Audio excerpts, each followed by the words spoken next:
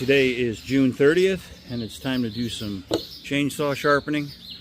First thing I got to do is knock this log vise into here, and it's got some points on it so you can just drive it right into the log. So that's solid. Then you put the chainsaw in there and make sure you're nice and secure. And what this is going to do,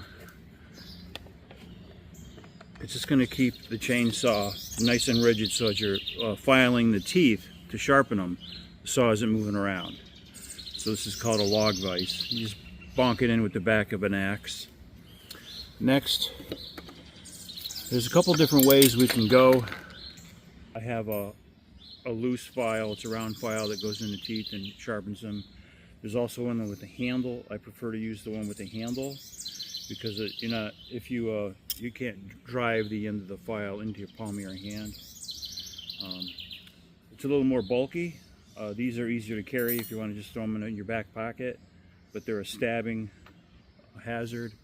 So inside of here is a little crosshatch that you get the crosshatch parallel with the blade, and it sets the angle. I think it's 30 degrees. And you just put it inside of the tooth, make sure you eyeball it that it's correct, and you just run it through a couple of times. And that's all I got to do to sharpen a chainsaw blade. And if you look underneath, you can see it's nice and shiny versus kind of a dull finish.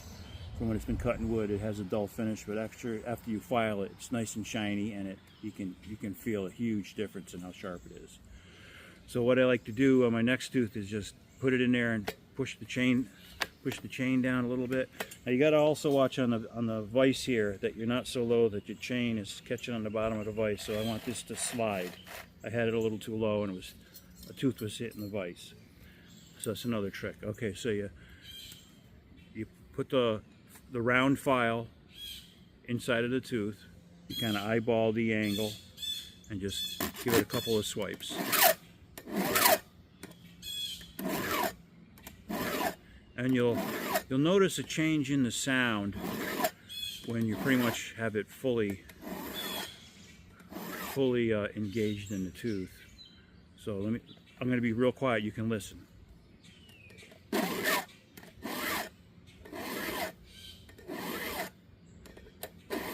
can hear all that cutting action is not like skippy. It's more like a solid sound. Do it again.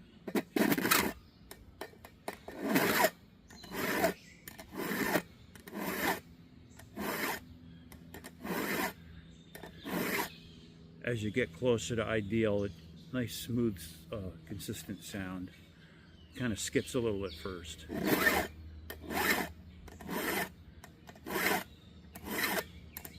There you go. So sharpening a chainsaw blade is this simple.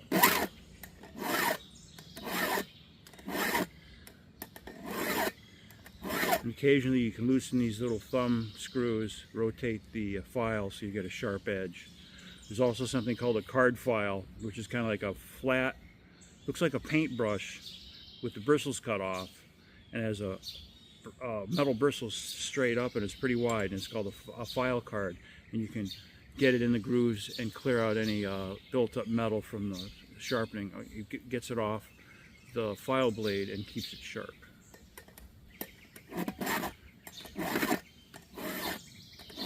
So see how that was skipping and now it's smooth? So let's do it again.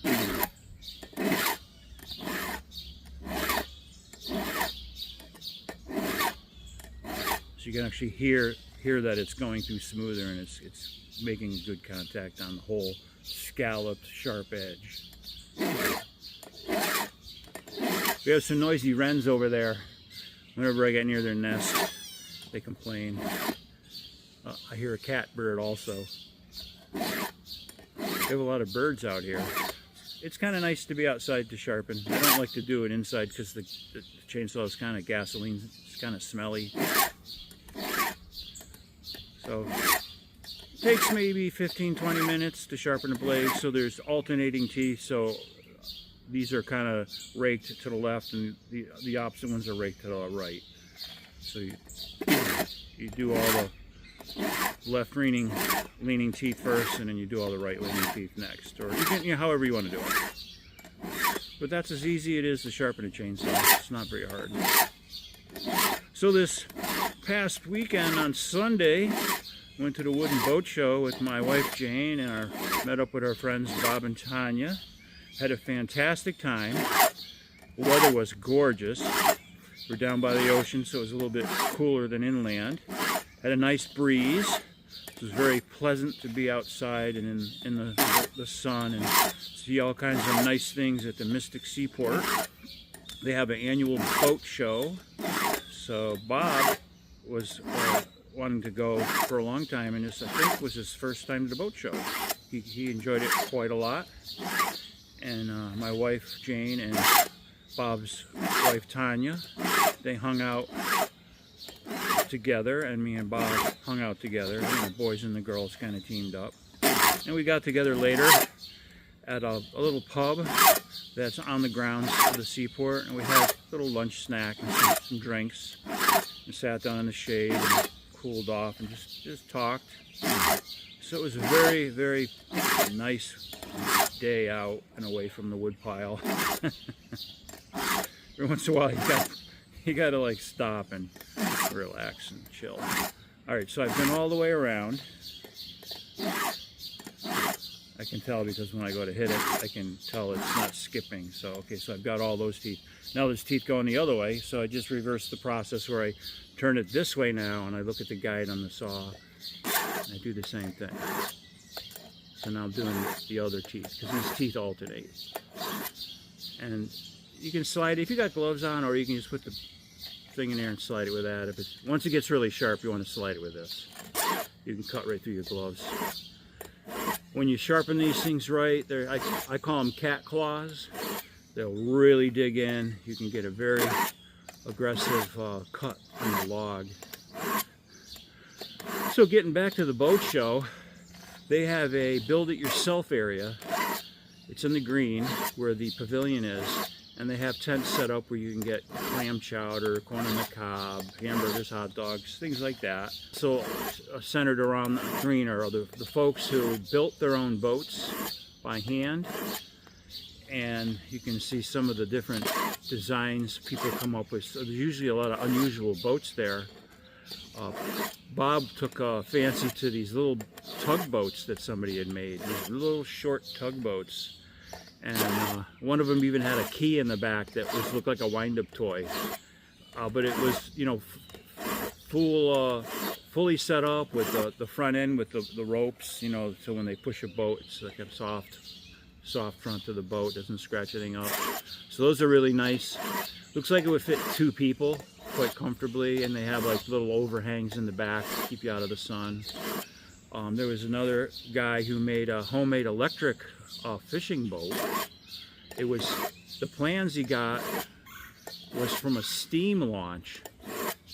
So it was a very stable design, designed to carry a lot of weight. But because he wasn't putting a steam engine in there and he's going electric, he had a ballast tank where the steam engine was. And what he would do, he explained it to me and Bob, he would fill the tank with water once he got to the launch to put that extra weight in the same spot where the steam engine would have went, and that levels the boat out so it's not sitting crooked or goofy. So he had to accommodate, the design was from a steamboat, but he had to accommodate the ballast with water. So it was interesting. I don't know if he had plans to put a steam engine in there eventually, but he had it set up for electric. So whisper quiet operation out on the water, which is nice if you're going to sneak up on birds and you want to see some wildlife without disturbing anything. And it's just nice to be out there in a quiet, you know, and you know, just stealthily cruising along the shore. So that was a pretty neat boat. Another really neat boat we saw was a Navy surveillance drone. operated autonomously, and they had it on display at the shipyard. And that had sensors in it for doing wind speed, water current, temperature. It could pick up signals from other sensors that were deployed out on the water. So it was kind of like a command post where all the data would come into this, and it would beam it up. It had radar, and it had the Starlink satellite, so to upload everything. So that was really interesting. So we were down there looking at that, and all of a sudden there was like this explosion. And it really caught everyone's attention. It was a big old engine that they had there, an antique engine that used to run their sawmill and their bandsaws and cutting equipment, planers and stuff. So they fired that up. We walked over, saw that. It was, out in the open. All the valves and springs and cams and stuff were articulating. That was really, really cool.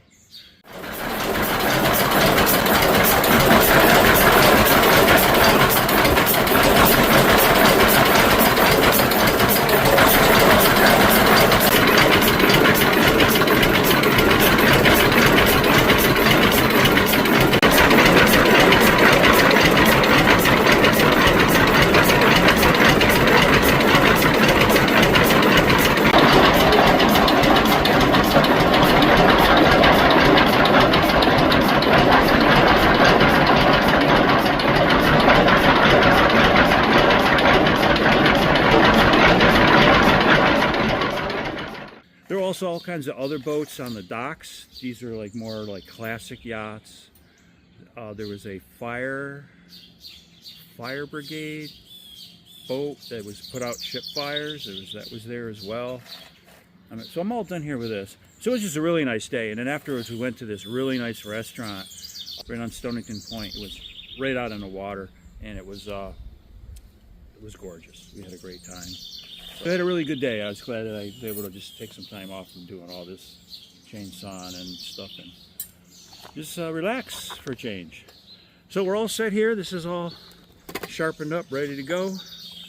So I don't know if I'll cut anything today, but I wanted to get all the maintenance done. So a couple days ago I did the air cleaner inside of here. Now the chain is sharp and I tightened it on the bar. All I got to do now is add gas and oil. It's a premix because it's a two-stroke, so the lubricating oil is in with the gas, so that goes here, and the oil for the lubricate the chain goes in there. You just lay this flat, unscrew these two caps, pour in your fluids, and you go.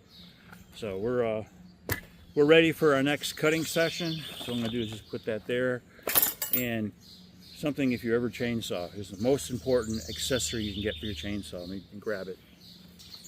This is an ouchie cover. Cover up that blade, especially after it's nice and sharp. You could just brush that against you. That'd be like taking a barber razor that's been sharpened on a leather sleeve, and you could just touch it to your skin. It would just gash you wide open. That's how these are. You don't want to bump your wrist or carry it and hit your leg. So this is an ouchie cover, worth their weight in gold. So get that, and also get a log vise. You're all done with it. Just lightly tap it. It comes right out. Just don't hit it on the knob where the threads are. So I got this online for like $4.95. That ouchie cover was like $5-6, worth its weight in gold. And a file like this to file your chainsaw, you can get one of these at Lowe's or Home Depot for a couple of bucks. You can also get like a wooden handle, but I like this better because it has the guides in there that sets the angle, and you can loosen these and rotate the file so that you can always have a sharp edge, and then you get a card file to clean it out. And there's different diameters. This is the diameter of this blade. I have another saw that has a bigger diameter, so you gotta match the diameter of the chainsaw teeth to the diameter of the blade you're gonna sharpen it with. So that's all there is to it, man. We're done. 10-15 minutes at the most. Saw's nice and sharp. We'll cut through this log next, and it'll cut like butter.